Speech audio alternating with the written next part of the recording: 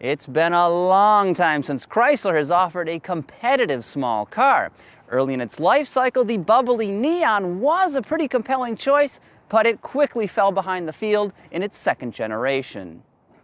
After the company's experiment with noble gases came the star-crossed Caliber, a product that went nowhere faster than actress Tara Reid's career, and yes, it really was that awful, and we're not gonna talk about it. But now the reinvigorated Pentastar brand is targeting the consumer bullseye with Dodge's new Dart. Does this car hit the target, or is it just another lamentable Chrysler compact?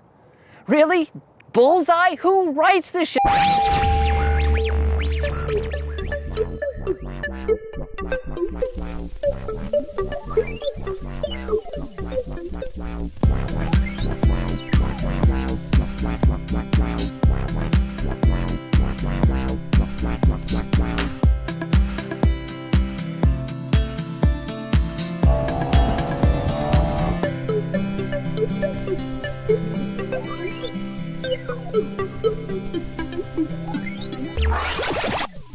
This right here is the performance-themed and range-topping GT model. It's one of 5 different trim levels that are available on the Dart. Now, chances are the first thing you're going to notice about this particular car is the paint, and that color is called Header Orange, and I absolutely love it. It's one of several extroverted colors that are available on the Dart. They've got a baby blue as well as something called citrus peel, which is a yellow that's brighter than Fukushima sunflowers. Unlike the cinderblock-inspired Caliber, I find the Dart's exterior quite handsome, though its front end does remind me of a scowling catfish. You can decide for yourself if you like the way it looks. Here are its vital stats. Given the company's tie-up with Fiat, the Dart rides on an enlarged version of the Alfa Romeo Giulietta's architecture. As a result, it feels extremely sturdy and well-built. GT models are hauled around by a 2.4-liter 4-cylinder Tiger Shark engine.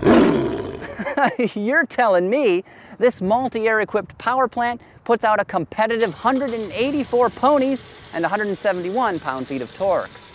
Now that's more giddy-up than you can get in a Toyota Corolla, Hyundai Elantra, or Nissan Sentra sedan, though it does fall short of performance options like the Volkswagen Jetta GLI or Ford Focus ST hatchback. 2 other engines are also offered, including a forgettable 2-liter base unit and a snarly 1.4 turbo. Likewise, 2 transmissions are available, a 6-speed manual and an automatic with the same number of gears. Our test car is equipped with the latter option, but more on that in a few moments. Base price for a Dart SE, the most affordable version of this car, is right about $17,000, including $995 in shipping and handling fees. The top-of-the-line GT model I've been testing stickers for more than 24 grand. Now, when it comes to fuel efficiency, this version of the Dart isn't terribly thrifty. It stickers at 21 miles per gallon city and 30 on the highway, making for a combined score of 24 mpg. The considerably larger and V6-powered Toyota Avalon is actually more efficient. Ouch! In the Dart's defense, though, opting for a manual transmission does up the numbers considerably, and then there is the Aero model as well, which stickers at up to 41 mpg on the highway.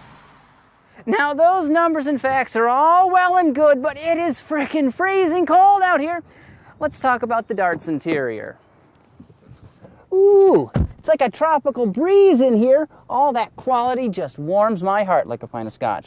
Well, from the first pull of an exterior door handle, it should be immediately obvious that the Dart is not some chintzy compact car. Well, technically, according to the EPA, it's actually a mid-size car, but who's counting? This is a very well-engineered vehicle, and its cabin is very nicely finished and loaded with cool technology. Uconnect is about the easiest infotainment system on the market to use, though, as I've mentioned in the past, it looks way too cartoonish.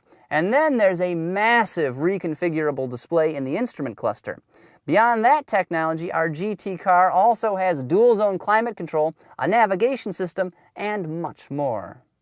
And one nifty feature of this car is found right under your nose, or more specifically under the front passenger's ass, because if you look carefully, the lower cushion here actually lifts up, revealing a storage cubby. It's great for stashing small items out of sight, and all you heroin addicts out there are gonna love this.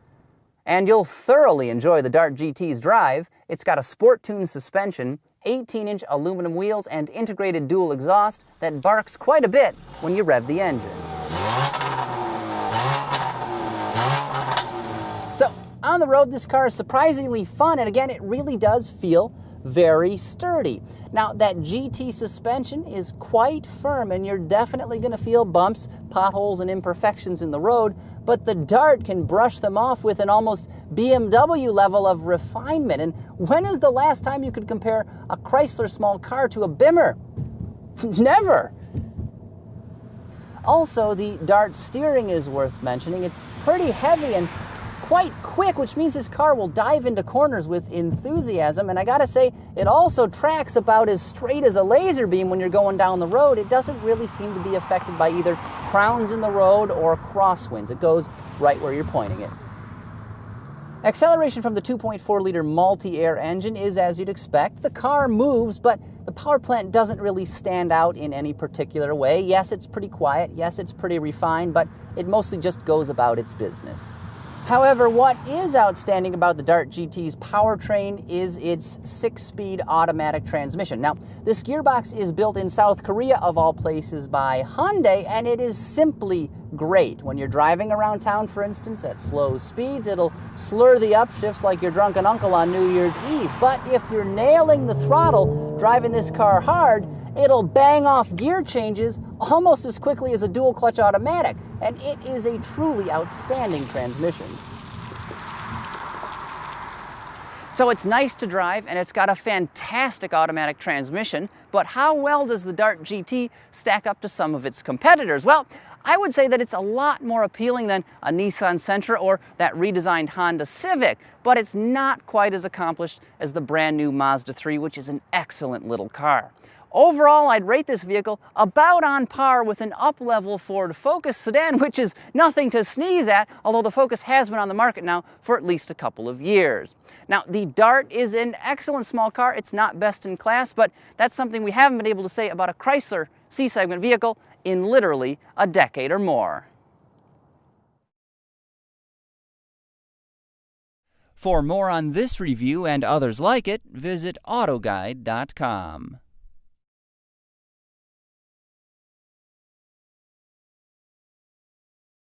You know, more gesturing can be good if you know how to use it. What is this? Do you see this? What is autoguide? What is? You take your damn hands off her, Biff. You rolling? Okay.